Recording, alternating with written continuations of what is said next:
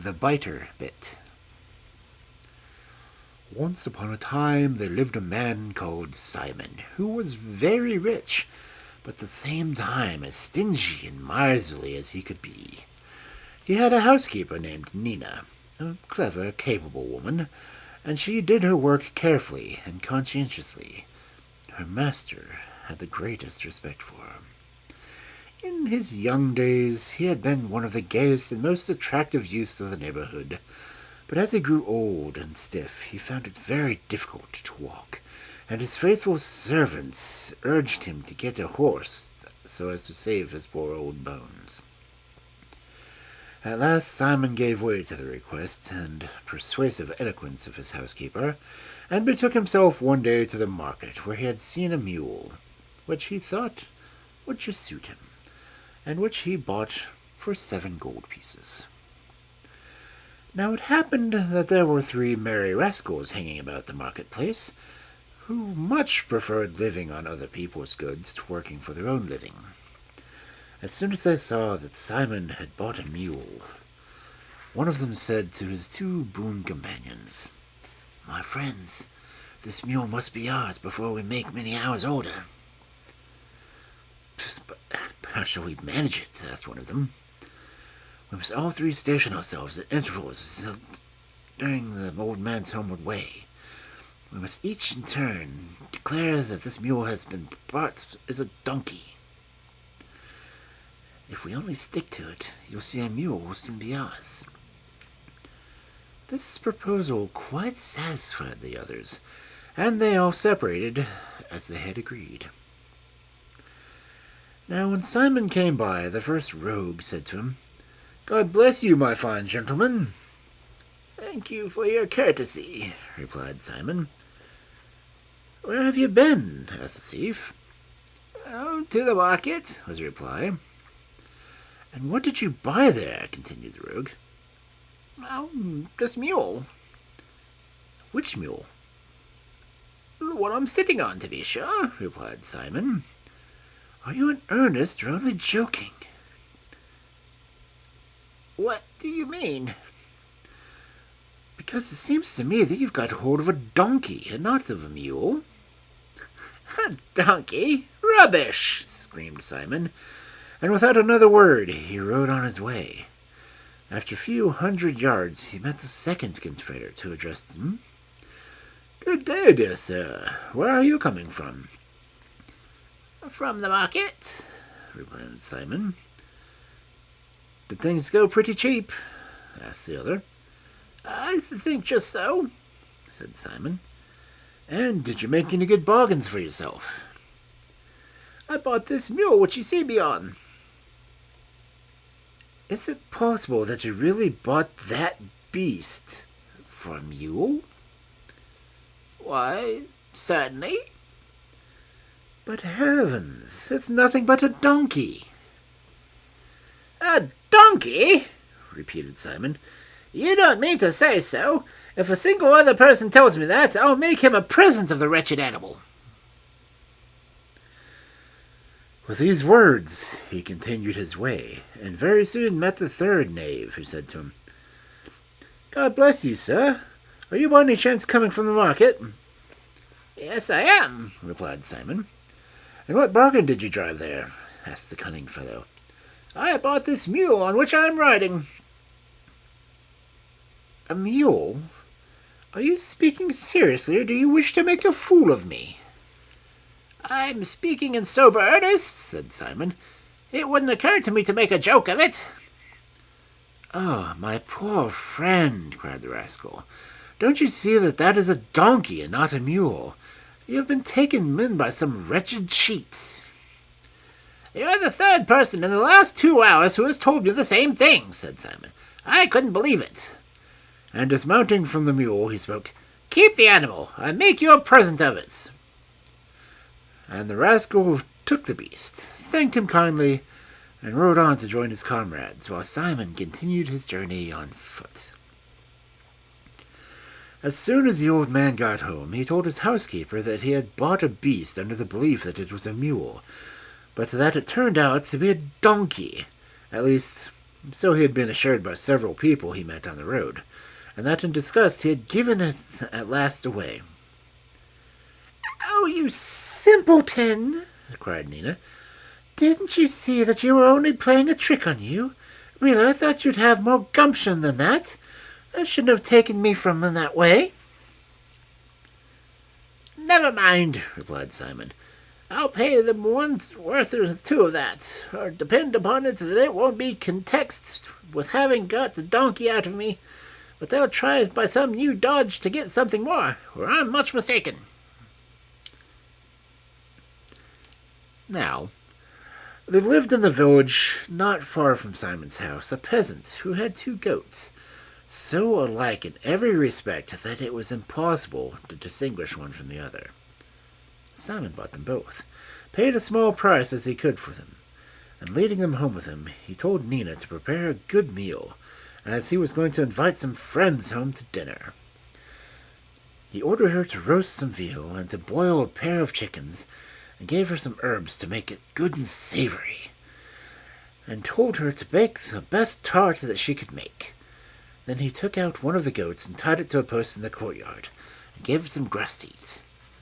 But he bound the cord round its neck to the other goat and led it to market. Hardly had he arrived there when the 3 gentlemen who had got his mule perceived him, and coming up to him, they said, "Welcome, Mr. Simon. What brings you here? Are you on the lookout for a bargain?" "I've come to get some provisions," he answered, "because some friends of mine are coming to dine with me today, and it would give me much pleasure if you were to honor me with your company as well." The accomplices willingly accepted the invitation, and after Simon had made all his purchases, he tied them to the goat's back, and said to it, in the presence of the 3 cheats, "Now go home and tell Nina to roast the veal and boil the chickens, and tell her to prepare some savory with the herbs, and to bake the best tart she can make. Have you followed me? Then go, and heaven's blessing go with you." As soon as it felt itself free, the laden goat trotted off as quickly as it could, and to this day no one really knows what became of it. But Simon, after wandering about the market for some time with the 3 friends and some others he had picked up, returned home to his house. When he and his guests entered the courtyard, they noticed the goat tied to the posts, quietly chewing the cud. They were not at all a little astonished about this, and for some course they thought that the same goat that Simon had sent home laden with provisions. As soon as they reached the house, Mr. Simon said to the housekeeper, "Well, Nina, have you done what I told the goat to tell you to do?" The artful woman, who at once understood her master, answered, "Certainly I have. The veal is roasted and the chickens boiled." "That's all right," said Simon. When the 3 rogues saw the cooked meats and the tart in the oven, and heard Nina's words, they were nearly beside themselves with amazement, and began to consult at once how they were to get the goat for their own. At last, towards the end of the meal, having sought in vain for some cunning dodge to get the goat away from Mr. Simon, one of them said to him, "Most worthy host, you must sell your goat to us." Simon replied that he was most unwilling to part with the creature, as no amount of money would make up for him for its loss. Still, if they were quite set on it, he would let them have the goat for 50 gold pieces. The knaves, who thought they were doing a capital piece of business, paid down the 50 gold pieces at once, and left the house quite happily, leading the goat with them. And when they got home, they said to their wives, "You needn't begin to cook dinner for tomorrow. We'll send the provisions home." The following day they went to the market and bought chickens and other edibles, and after they had packed them all on the goat for the day, which they had brought with them, they told it all the dishes they wished their wives to prepare, and as soon as the goat felt itself free, it ran as quickly as it could, and was very soon lost to sight, and, as far as I know, it was never seen again. When the dinner hour approached, all three went home and asked their wives if the goat had returned with the necessary provisions, and had told them what they wished prepared for their meals. "You old fools and blockheads!" cried their wives. "How could you ever believe for a moment that a goat would do the work of a servant maid? You have been finely deceived for once in one way. Of course, if you are always talking from other people, your turn to be taken comes too. And this time you've been made to look pretty foolish." When the three comrades saw that Mr. Simon had got the better of them and had done them out of 50 gold pieces, they flew into such a rage that they made up their minds to kill him, and seizing their weapons for the purpose, they went to his house. But the sly old man, who was terrified for his life that the three rogues might do him some harm, was on his guard, and said to his housekeeper, "Nina, take this bladder which is filled with blood, and hide it under your cloak. When these thieves come, I'll lay all the blame on you, and will pretend to be so angry that I will run at you with my knife, and pierce this bladder with it. Then you must fall on the ground as if you were dead, and leave the rest to me." Hardly had Simon said these words when the three rogues appeared and fell on him to kill him. "My friends," called out Simon to them, "what do you accuse me of? I am in no way to blame. Perhaps my housekeeper has done you some injury in which I know nothing." And with these words he turned to Nina with his knife and struck it right into her, so that it pierced the bladder filled with blood. Instantly the housekeeper fell down as if she were dead, and the blood streamed all over the ground. Simon then pretended to be seized with remorse at the sight of the dreadful catastrophe, and cried out in a loud voice, "Unhappy wretch that I am! What have I done? Like a madman I have killed the woman who is my prop and stay in my old age. How can I go on ever living without her?" And then he seized a pipe, and when he had blown into it for some time, Nina sprang up, alive and well. The rogues were more amazed than ever. They forgot their anger, and buying the pipe for 200 gold pieces, they went joyfully home. Not long after this, one of them quarreled with his wife, and in his rage he thrust his knife into her breast, so that she fell down dead to the ground. Then he took Simon's pipe and blew into it with all his might, in the hopes of calling his wife back to life. But he blew in vain, for the poor soul was as dead as a doornail. When one of his comrades heard what happened, he said, "You blockhead! You can't have done it properly. Just let me have a try." With these words he seized his wife by her roots of the hair and cut her throat with a razor. And then he took the pipe and blew into it with all his might, but he couldn't bring her back to life. The same thing happened to the third rogue, so that there were all now 3, without wives. Full of wrath they ran to Simon's house, and refusing to listen to a word of explanation or excuse, they seized the old man and put him into a sack, meaning to drown him in the neighboring river.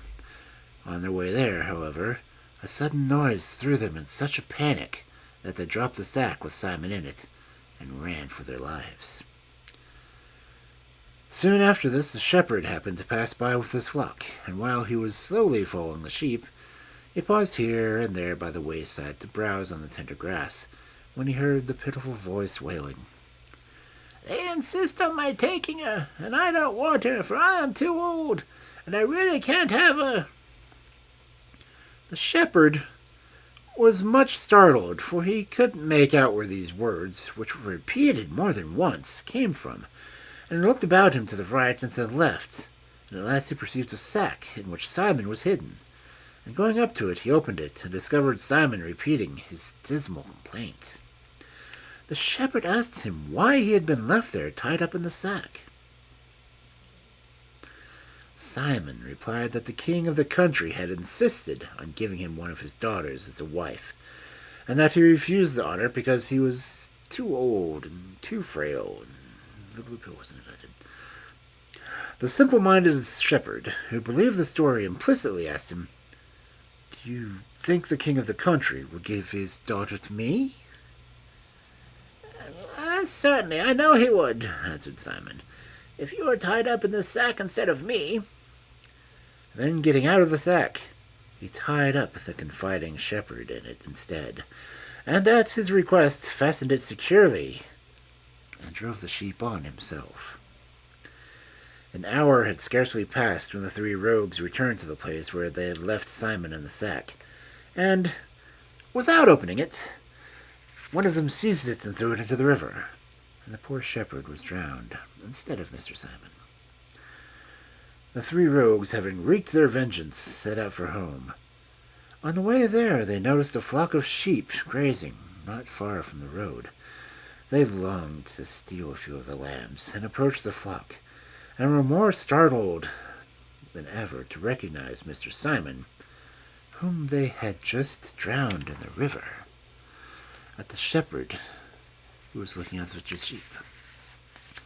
They asked him how he had managed to get out of the river, which he replied, "Get along with you. You are no better than silly donkeys without my sense.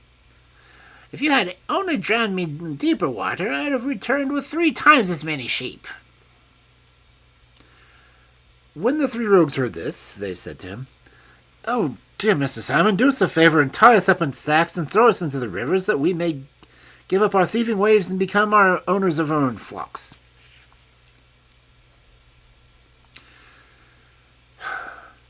"I am ready," answered Simon, "to do what you please. There's nothing in the world I wouldn't do for you." So he took the 3 strong sacks and put a man in each of them, and fastened them up so tightly that they couldn't get out, and then he threw them all in the river. And that was the end of the 3 rogues. But Mr. Simon returned home to his faithful Nina, rich in flocks and gold, and lived for many a year after in health and happiness.